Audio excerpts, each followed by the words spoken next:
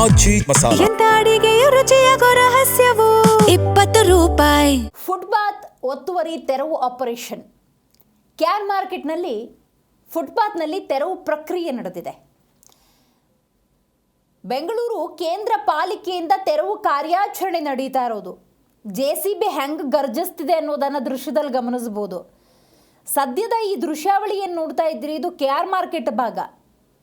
ಇಲ್ಲಿ ಫುಟ್ಪಾತ್ಗಳು ಫುಟ್ಪಾತ್ ಆಗಿ ಉಳ್ಕೊಂಡಿರಲಿಲ್ಲ. ಬಿಗಿ ಪೊಲೀಸ್ ಬಂದೋಬಸ್ತ್ನಲ್ಲಿ ಈ ತೆರವು ಕಾರ್ಯಾಚರಣೆ ನಡೀತಾ ಇದೆ. ನೋಡಿ, 2-3 JCBಗಳಿದ್ದಾವೆ.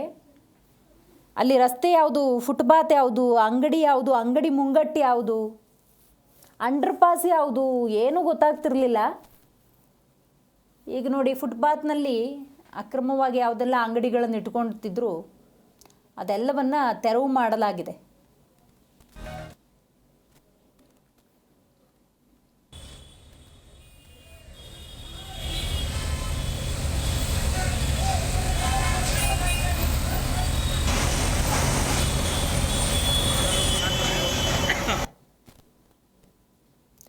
ಹೆಚ್ಚಿನ ಮಾಹಿತಿಯನ್ನು ನಮ್ಮ ಪ್ರತಿನಿಧಿ ಭವ್ಯ ನೀಡ್ತಾ ಹೋಗ್ತಾರೆ. ಭವ್ಯ, KR ಮಾರ್ಕೆಟ್ನಲ್ಲಿ ಫುಟ್ಪಾತ್ನಲ್ಲಿ ಅಂಗಡಿಗಳ ತೆರವು ಕಾರ್ಯಾಚರಣೆ ನಡೀತಾ ಇದೆ. ಬಿಗಿ ಪೊಲೀಸ್ ಬಂದೋಬಸ್ತ್ನಲ್ಲೇ ಕಾರ್ಯಾಚರಣೆ ನಡೀತಾ ಇದೆಯಾ? ಯಾರಾದರೂ ವಿರೋಧ ವ್ಯಕ್ತಪಡಿಸಿದ್ರಾ? ಪರಿಸ್ಥಿತಿ ಹೇಗಿದೆ ಅಲ್ಲಿ? STVಯ KR ಮಾರ್ಕೆಟ್ ಫ್ಲೈಓವರ್ ನಲ್ಲಿ ವೈಟ್ ಟ್ಯಾಪಿಂಗ್ ಕಾಮಗಾರಿ ಕೈಗೊಳ್ಳುತ್ತಿರುವ ಹಿನ್ನೆಲೆಯಲ್ಲಿ ಮುಂದಿನ 3 ತಿಂಗಳ ಕಾಲ ಸಂಚಾರಕ್ಕೆ ನಿರ್ಬಂಧ ಕೂಡ ಇರುವಂತದ್ದು. ಪ್ರಮುಖವಾಗಿ ಅಲ್ಲಿ ಸುತ್ತಮುತ್ತ KR ಮಾರ್ಕೆಟ್ ಅಂದ್ರೆ ಎಲ್ಲರಿಗೂ ಕೂಡ ಗೊತ್ತು. ಸಿಟಿಯಲ್ಲಿ ಪ್ರತಿಯೊಬ್ರು ಕೂಡ ಅಲ್ಲಿ ಹೋಗಿ ಒಂದು ತರಕಾರಿಯನ್ನ ಕೂಡ ಖರೀದಿ ಮಾಡ್ತಾರೆ.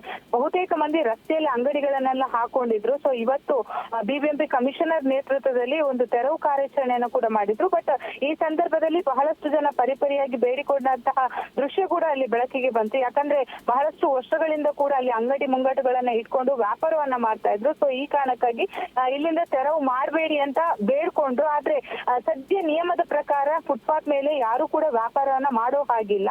ಸೊ ಹೀಗಾಗಿ ಬಹಳಷ್ಟು ಜನರಿಗೆ ಈ ಹಿಂದೆ 2 ಬಾರಿ ನೋಟಿಸ್ ಅನ್ನು ಕೂಡ ಕೊಡಲಾಗಿತ್ತು.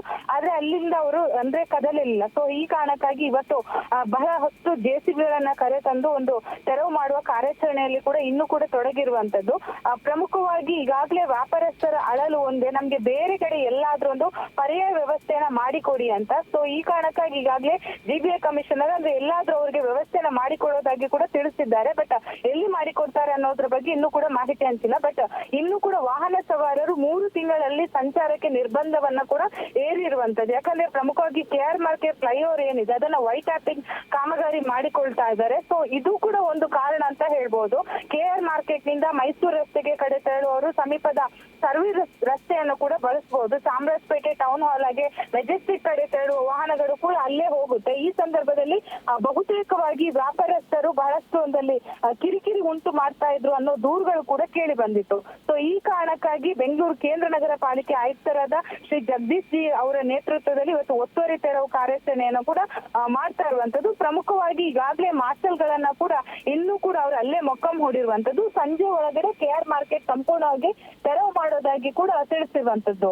ದಿವ್ಯಾ, ರೈಟ್, ಥ್ಯಾಂಕ್ ಯು ನಿಮ್ಮೆಲ್ಲ ಮಾಹಿತಿಗಾಗಿ ಭವ್ಯ.